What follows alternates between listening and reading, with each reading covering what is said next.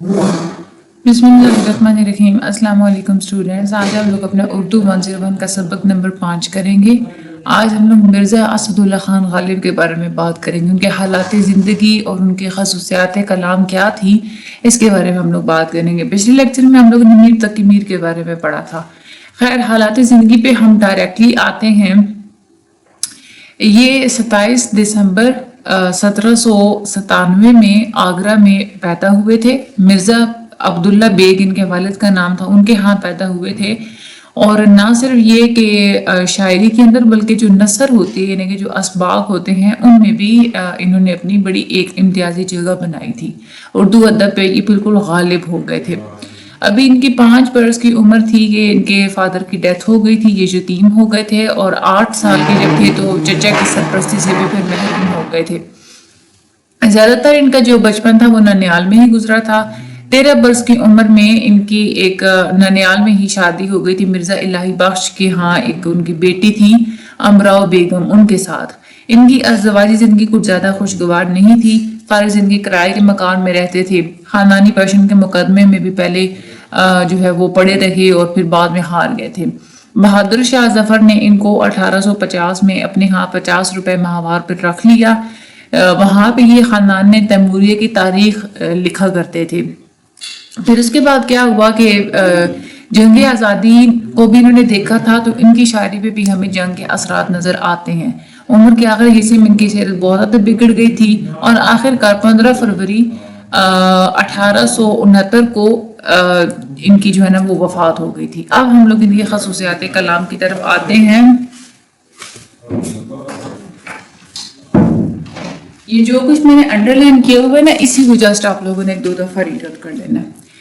इनकी जो शायरी का सफ़र है, इसका जब जो आगाज हुआ था, उनको मुख्तलिफ किस्म के दौर में डिवाइड किया गया है। 4 या 5 दौर में इनकी शायरी को डिवाइड कर दिया गया है। गालिब की जो शुरू का जो पहला जो दौर था, सबसे पहला दौर, वो एक शायर थे बैदल। ये फारसी के शायर थे। इनसे इन्होंने एक बड़ी उनके ज़ेर असर ही ये शायरी किया करते थे। वो बड़े मुश्किल पसंद शायर थे, बड़ी वो मुश्किल अल्फाज का चुनाव किया करते थे। तो शुरू का जो दौर था गालिब का, उसमें वो भी बैदल की तरह मुश्किल अल्फाज को ही पसंद किया करते थे। फिर आहिस्ता आहिस्ता उनको ये पता चला कि मुश्किल पसंद होना ही सिर्फ कोई मायार नहीं होता, बल्कि मानी अगले बंदे को समझ में आनी चाहिए। फनी एतबार से अगर देखा जाए तो उनकी शायरी पुरशकवा होती थी, सादगी होती थी। उसके अंदर तशबीहात का इस्तेमाल करते थे, इस्तारात का इस्तेमाल करते थे। इस तरह से ये मिसालें देते थे, वो काम ही हमें देखने को मिलती हैं।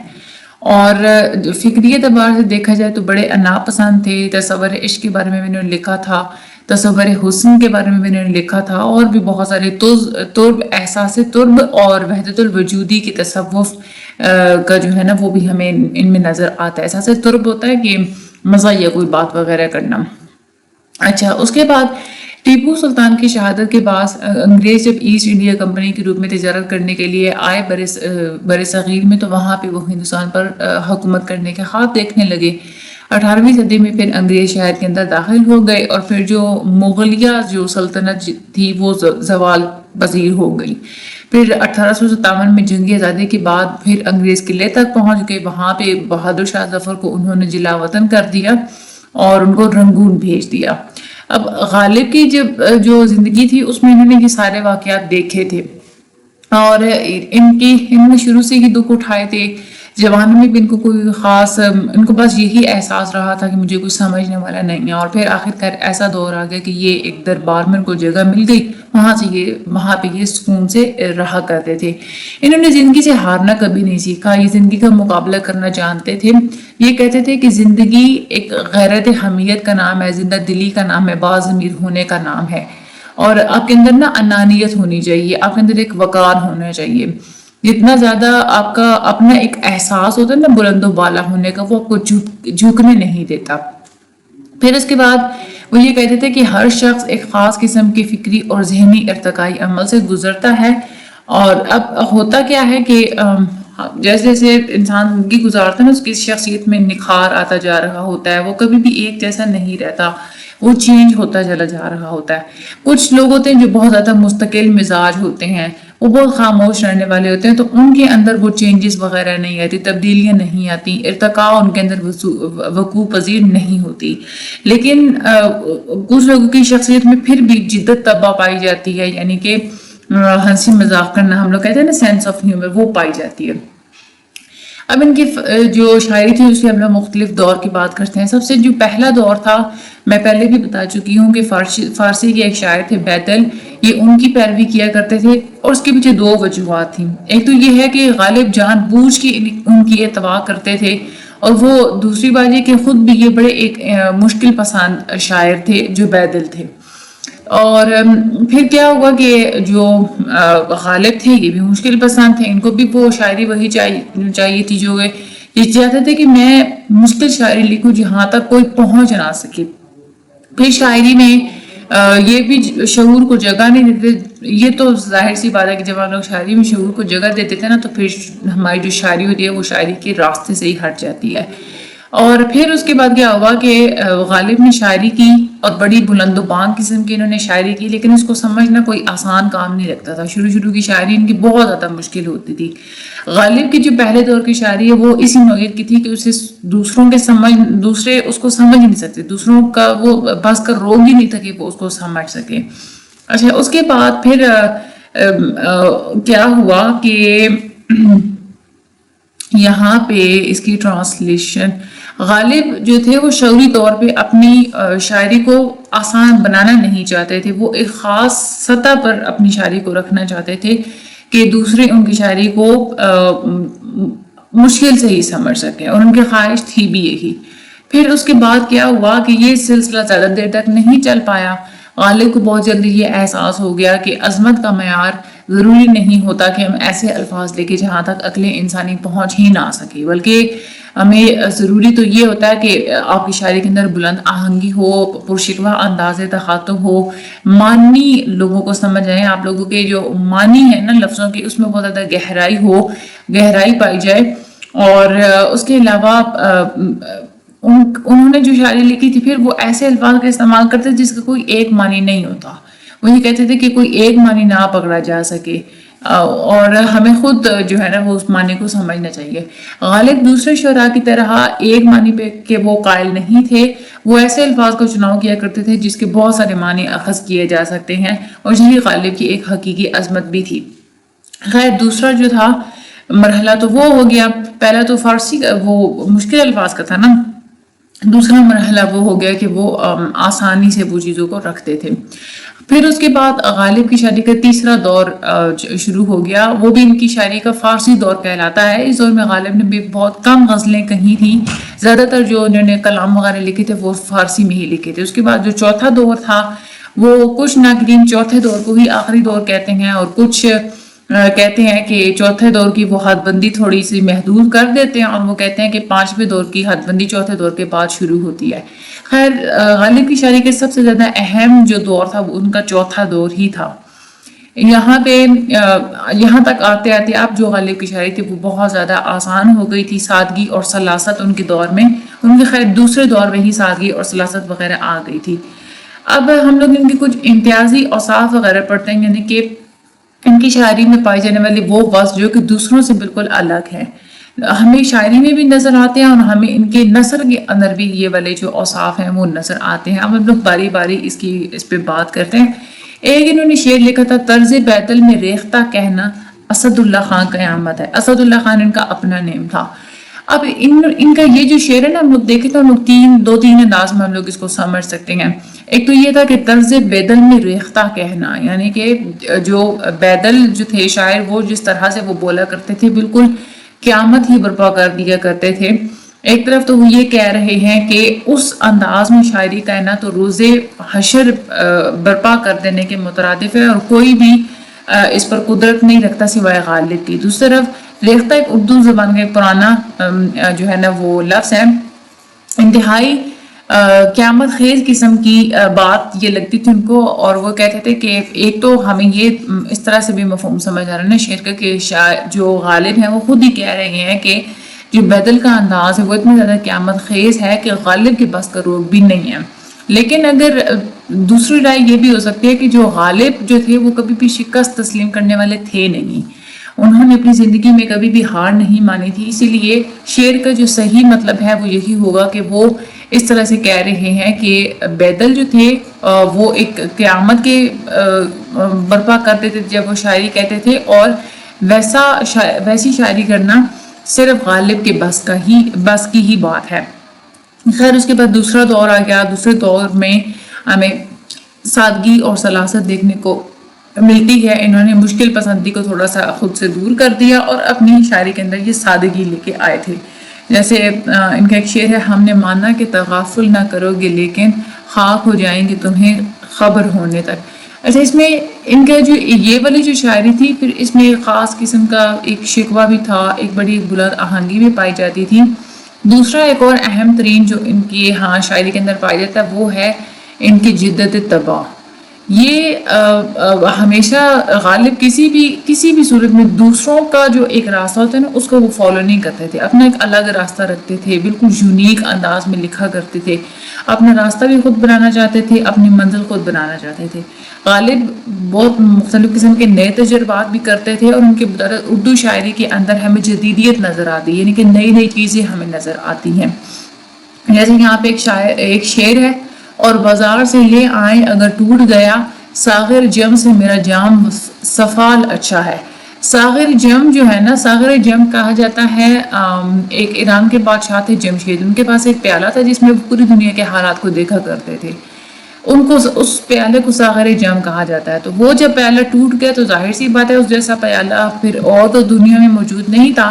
شاعروں نے اس پیالے کے بارے میں بہت ساری باتیں کی ہیں، تو غالب یہ کہتے ہیں ساغر جم سے میرا جام صفال اچھا ہے، یعنی کہ میرا اپنا جو برتن ہے جو کہ مٹی کا برتن ہے وہ زیادہ اچھا ہے، کیونکہ ساغر جم تو بازار سے ملتا ہی نہیں ہے، میرا جو جام ہے، جو جام میں سفر ہے، جو میرا جو برتن ہے وہ تو بازار سے آسانی سے مل جاتا ہے اگر وہ ٹوٹ جائے تو ٹھیک ہے۔ تو وہ یہی کہتے ہیں کہ وہ چیز جس کا متبادل دستیاب ہی نہ ہو اس چیز کو ہم کیا کریں۔ تو یہ یہاں پہ دیکھیں انہوں نے بڑے یونیک انداز میں یہ بات انہوں نے کہی ہے۔ اس کے بعد یہ ایک اور یہاں پہ شعر ہے، سب رکیبوں سے ہوں ناخوش پر زنان مصر سے ہے زلیخا خوش کے محو ماہ کے نہ ہو گئی، یعنی کہ ویسے تو عورت جو بھی ہوتی ہے اپنی رکیبوں سے ناخوش ہی ہوتی ہے، لیکن جو زلیخا ہے وہ مصر کی عورتوں سے خوش ہے، کیونکہ اس نے خود دکھایا تھا نا حضرت یوسف کو مصر کی عورتوں کی طرف۔ یہاں پہ اب دیکھیں غالب کا پھر انداز یہاں پہ تھوڑا سا ڈیفرنٹ ہے۔ ویسے دیکھا جائے تو اردو شاعری میں جو رکیب ہوتے ہیں ان کو بڑا برا بھلا کہا جاتا ہے، لیکن یہاں پہ غالب نے جو رکیب ہے، جو مصر کی جو عورتیں تھیں ان کا بھی ایک مثبت تصور پیش کیا ہے۔ اب معاملات عشق کی اگر بات کی جائے تو غالب سے پہلے بھی بہت عشق کے حوالے سے باتیں کی گئی تھی، لیکن غالب نے عشق کے بارے میں جو کچھ لکھا ہے اس کا سلسلہ انہوں نے اپنی انا پر رکھا ہے۔ انا، غرور اور خودی، اس میں بہت ہی کم فرق ہوتا ہے۔ انا ہم لوگ اس کیفیت کو کہتے ہیں کہ جب ہم اپنی شناخت کر لیتے ہیں، جب ہم لوگ خود کو پہچان لیتے ہیں تو اس کے بعد ہم لوگ ایک راستہ اختیار کر لیتے ہیں اور ہم لوگ یہی چاہتے ہیں کہ ہم لوگ اسی راستے پہ چلتے رہیں، اس سے ہم لوگوں نے ہٹنا نہیں ہے۔ اس میں انا میں منفی عنصر نہیں ہوتے، لیکن جو غرور ہوتا ہے، کیونکہ انا جو ہوتی ہے اس کا مطلب یہ نہیں ہوتا کہ آپ دوسروں سے بالاتر ہوں تو دوسروں کو آپ لوگ خود سے کم تر سمجھیں۔ انا میں آپ دوسروں کو کم تر نہیں سمجھتے، وہ غرور ہوتا ہے جس میں آپ لوگ دوسروں کو کم تر سمجھتے ہیں، خود کو آپ اچھا سمجھتے ہیں اور دوسروں کو آپ لوگ حقیر سمجھتے ہیں۔ انا کی بنیاد ذرا اپنے احساس پر ہے اور جو غرور کی بنیاد دوسروں کی تحقیر پر ہوتی ہے، یعنی کہ جب آپ لوگ خود کو محسوس کر لیتے کہ اب کیا ہے تو وہ آپ کی ایک انا ہے، لیکن دوسروں کی اگر آپ لوگ تحقیر کرتے ہیں، دوسروں کو کم تر سمجھتے ہیں، وہ غرور ہوتا ہے۔ اور خود ہی ذرا ایک الگ چیز ہوتی ہے، خود ہی ہوتی ہے کہ آپ خود کو اس قدر پہچان جاتے ہیں کہ آپ ایک بلند مقام تک اپنی ذات کو لے جاتے ہیں، عرفان خداوندی تک خود کو لے جاتے ہیں، تو یہ خود ہی کی شناخت ہوتی ہے۔ اس کے بعد آگے ہم لوگ چلتے ہیں، وفا کیسی کہاں کا عشق، جب سر پھوڑنا ٹھہرا تو پھر اے سنگ دل تیرا ہی سنگ آستاں کیوں ہو۔ یہاں پہ اس کا یہ جو شعر ہے نا، وفا کیسی کہاں، یعنی کہ کون سی وفا، کون سا عشق جب آخر پہ سر ہی پھوڑنا ہے، تو اب وہ اے سنگ دل تیرا ہی سنگ آستاں کیوں ہو۔ یہاں پہ یہ نہیں ہے کہ وہ غالب محبوب کو یہ کہہ رہے ہیں کہ وہ محبوب اس کا غلط ہے، یہاں پہ محبوب کی پاکیزی، محبوب کا احترام بالکل درست، لیکن وہ محبوب کہاں سے اچھا ہے جو کہ محبت کی عظمت کو نہیں مانتا. تو غالب یہ بات سمجھانا چاہ رہے ہیں. یہاں پہ غالب کے نزدیک عشق جھک جانے کا نام نہیں ہوتا، یعنی کہ یہ نہیں ہوتا کہ ایک عاشق ہے تو وہ محبوب کے سامنے مکمل طور پہ جھک جائے، حالانکہ اس کو محبوب بالکل ذلیل بھی کر رہا ہے تو بھی اس کے سامنے پڑ رہا ہے. ایسی بات نہیں ہوتی. ضروری نہیں ہے کہ عاشق خود کو بالکل وہ ذلیل کرے محبوب کے سامنے تو وہی محبت ہوتی ہے، کیونکہ اگر محبوب کو یہ ایک کمال حاصل ہے نا، اس کو خود ایک غرور حاصل ہوتا ہے کہ اس سے محبت کی جا رہی ہے، تو عاشق کو بھی یہ بات افتخار حاصل ہوتا ہے کہ وہ ایک تو وہ محبت کر رہا ہے. دراصل اہمیت محبت کی ہوتی ہے. محبت کرنے والا جو ہوتا ہے اس کا اتنا ہی مقام ہوتا ہے جتنا کہ محبت کیے جانے والے کا ہوتا ہے. تو یہ والا جو تصور تھا یہ والا غالب اپنی شاعری کے اندر بتاتے ہیں. اس کے بعد آگے چلتے ہیں. جو امپورٹنٹ ہے میں جسٹ آپ کو وہی کروا رہی ہوں. یہ اگین وہی شعر ہے جو کہ میں اوپر پہلے بھی ہم لوگ کر چکے. سب رقیموں سے ہوں ناخوش پر زنان مصر سے ہے زلیخا خوش کہ محو ماہ کنا ہو گیا. یعنی یہاں پر بھی عورت کا وہ لطیف احساس ہے جس میں وہ خود خوش ہوتی ہے. اس بات کو دیکھ کر، اس کے عاشق کو دیکھ کر سب کے سب لوگ بالکل ششدر رہ جاتے ہیں. سب کے سب لوگ اپنے آپ پر قابو نہیں رکھ پاتے. غالب کے ہاں پائے جانے والا تصور حسن بقدر ماورائے نوجد کیا ہے، یعنی کہ جیسے حضرت یوسف علیہ السلام کا حسن تھا نا بالکل ماورائی، ویسا ہی غالب جو ایک تصور پیش کرتے ہیں حسن کا وہ بھی کچھ ایسا ہی تھا. اس کے علاوہ اگر ہم لوگ اس سے ہٹ کے بات کریں تو غالب نے ان موضوعات کے بارے میں بھی لکھی ہے جس کو ہم لوگ فلسفی ہونا کہہ سکتے ہیں. غالب کو انہوں نے دو طرح کے فلسفے دیے تھے. ایک تو انہوں نے غالب نے فلسفہ زیست بتایا تھا، یعنی کہ زندگی کا فلسفہ انہوں نے بتایا تھا. کائنات کی حقیقت کیا ہے، انسان کی زندگی کیا ہے، انہوں نے اس بارے میں کافی کچھ انہوں نے لکھا تھا. اور یہ کہتے تھے کہ زندگی جو ہوتی ہے آپ کو اس کو سیریس نہیں لینا چاہیے، بس آئی ہے گزر جائے گی، آپ کو وہ زندگی کے لیے ذلیل ہونے کی ضرورت نہیں ہے. یہ کہ وہ ایک بس تماشا ہے جو کہ ایک دن ختم ہو جائے گا. انہوں نے ایک شعر لکھا بازیچہ اطفال ہے دنیا میرے آگے، یعنی کہ بچوں کا کھیل ہے دنیا میرے آگے، ہوتا ہے شب و روز تماشا میرے آگے. یہاں پہ ہر دوسرے دن ہر روز تماشا ہوتا ہی رہتا ہے. یعنی کہ انسان کی زندگی میں مشکلات آتی ہی رہتی ہیں، کبھی بھی انسان مشکلات سے فرار حاصل نہیں کر سکتا، کیونکہ جب تک مشکلات آتی رہتی ہیں تو انسان تھوڑا وہ متحرک رہتا ہے، اور جو نئی چیز ہمیشہ مشکل ہی ہوتی ہے. اب انسان کو اسی لیے بھیجے گا کہ نئی چیزیں یا نئی مشکلات آئیں تو وہ ان کو تسخیر کرے. اب اس کے بعد یہ ایک اور یہاں پہ شعر انہوں نے لکھا تھا رنگ سے خوگر ہوا انسان تو مٹ جاتا ہے غم، مشکلیں اتنی پڑی مجھ پہ کہ آسان ہو گئی. یعنی کہ انسان کو جب بار بار زندگی میں مختلف قسم کی مشکلات آتی ہی رہتی ہیں، جتنی بھی مشکلات آ جائیں تو پھر انسان کیا کرتا ہے، وہ وقت ہے تو اس کو مشکلات لگتی ہی نہیں ہے، وہ مشکلات میں بھی مسکرانا شروع کر دیتا ہے. کیوں؟ کیونکہ وہ مشکلات کا بالکل عادی ہو چکا ہوتا ہے. یہی غالب کا نقطہ نظر تھا. دوسرا ایک تو یہ فلسفہ زیست تھا، دوسرا فلسفہ انہوں نے فلسفہ وحدت الوجود بھی انہوں نے لکھا تھا کہ کائنات میں صرف ایک ہی چیز ہے، جتنی بھی ہمیں چیزیں نظر آ رہی ہیں وہ اسی ایک جو اللہ تعالیٰ کی جو ذات ہے اسی کا ہمیں ایک ریفلیکشن نظر آ رہی ہے. ٹھیک ہے، تو اس میں وہ کہتے ہیں کہ کائنات میں کوئی بھی چیز الگ نہیں ہے. اب ہم دوسرے کا جب تب احساس کریں جب ہمیں خود ایسا پتہ چلے کہ ہمارے علاوہ بھی کوئی ایک ذات پائی جاتی ہے جس تک ہم لوگوں نے پہنچنا ہے، اور ہمیں خود اندر سے گواہی ملتی ہے کہ اللہ تعالیٰ کوئی ہے. اللہ تعالیٰ کو جب ہم پہچان لیتے ہیں تو ہم پر اپنی ہی ذات بالکل کھل جاتی ہے. اس کے بعد انہوں نے وحدت الوجود یعنی کہ ہمہ اوست، یعنی کہ صرف ایک ہونا، دوسری چیز کا کوئی تصور ہی نہیں ہے. یعنی کہ دنیا میں جتنی بھی چیزیں وہ صرف ایک ہی ہیں، کیونکہ ایک ہی ذات کا وہ ایک ریفلیکشن ہے. غالب اس فلسفے سے تھوڑے سے ہٹ بھی جاتے ہیں. ہم لوگ یہ فیصلہ تو نہیں کر سکتے کہ وہ ایک قدم آگے جاتے ہیں یا پیچھے جاتے ہیں، لیکن وہ اپنے اس فلسفے سے ایک قدم ہٹتے ضرور ہیں. یہاں پہ ایک طرف تو یہاں پہ ان کا ایک شعر ہے ہمارے ذہن میں اس فکر کا ہے نام مثال کہ گھر نہ ہو تو کہاں جائیں، ہو تو کیوں کر ہو. یعنی کہ ہمارے ذہن میں یہ ہے کہ جو وصال کی بس اتنی سی فکر ہے کہ اگر وصال نہ ہوا تو کہاں جائیں گے، اور اگر ہو گیا تو کیسے ہوگا. ٹھیک ہے، یہ مسئلہ یہاں پہ ہجر بھی نہیں ہے، مسئلہ فراق بھی نہیں ہے، مسئلہ وصال بھی نہیں ہے. فکر کا نام وصال جو خیر یہاں پہ انہوں نے جو ہے نا اچھا آگے چلتے ہیں، یہ یہاں سے آپ لوگوں نے کرنا ہے. یہ اہم نہیں ہے کہ محبوب کا وصل حاصل کر پاتے ہیں ہم یا نہیں کر پاتے. زیادہ اہم یہ نہیں ہوتا کہ ہجر میں کس طرح کی آپ لوگوں نے کیفیات کو برداشت کیا. اب ہم اہم یہ ہوتا ہے کہ اس انتہا تک جب آپ لوگ اس انتہا تک اب خود ہی پہنچ جائے جہاں پہ ہجر یا فراق کی بالکل ضرورت ہی نہیں رہتی. یہ جو ہے نا وہ ہمیں وحدت الوجود سے یہ چیز ہٹتی ہوئی نظر آتی ہے. غالب یہاں پہ یہ کہنا چاہ رہے ہیں کہ ایک وہ بھی وقت تھا جب یہ دنیا نہیں بنی تھی، ہر کچھ نہ ہی کوئی سفید تھا نہ ہی کوئی سیاہ تھا، بس ایک دھند فار ایگزامپل کے موجود تھی پوری دنیا کے اندر، تو ہم بھی اسی ایک دھند کا حصہ تھے. ٹھیک ہے، وہ یہ اس طرح سے کہتے ہیں.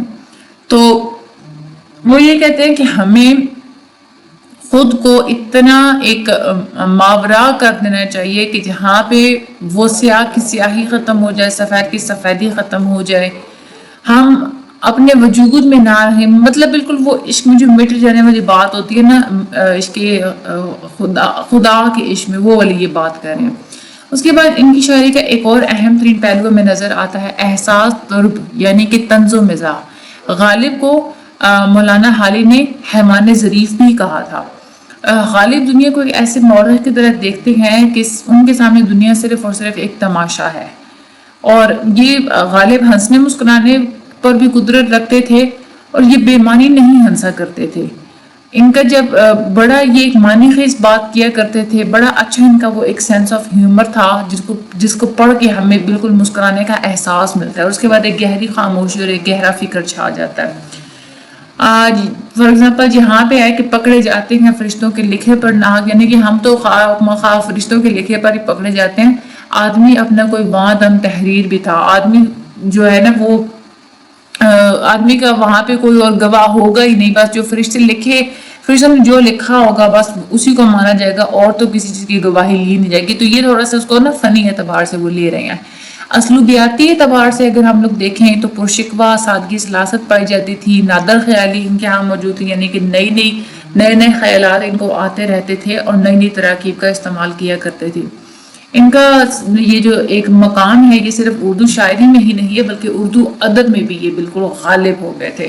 تو یہ تھا ہمارا آج کا لیکچر جس میں ہم لوگوں نے غالب کے بارے میں پڑھا ہے. اس میں جو میں نے آپ لوگوں کو امپورٹنٹ اشعار بتائے ہیں وہ آپ لوگ نے اپنے مائنڈ میں رکھنے ہیں. باقی چینل کو آگے سبسکرائب لازمی کر دیجیے گا، اور ویڈیو کو آگے آپ لوگ ہر اسٹڈی گروپ میں شیئر لازمی کر دیجیے گا. انشاءاللہ ڈیلی بیسس پہ اب آپ لوگوں نے لیکچر لینے ہیں. ٹھیک ہے، باقی اپنا بہت سارا خیال رکھیے گا. تھینک یو سو مچ، اللہ حافظ.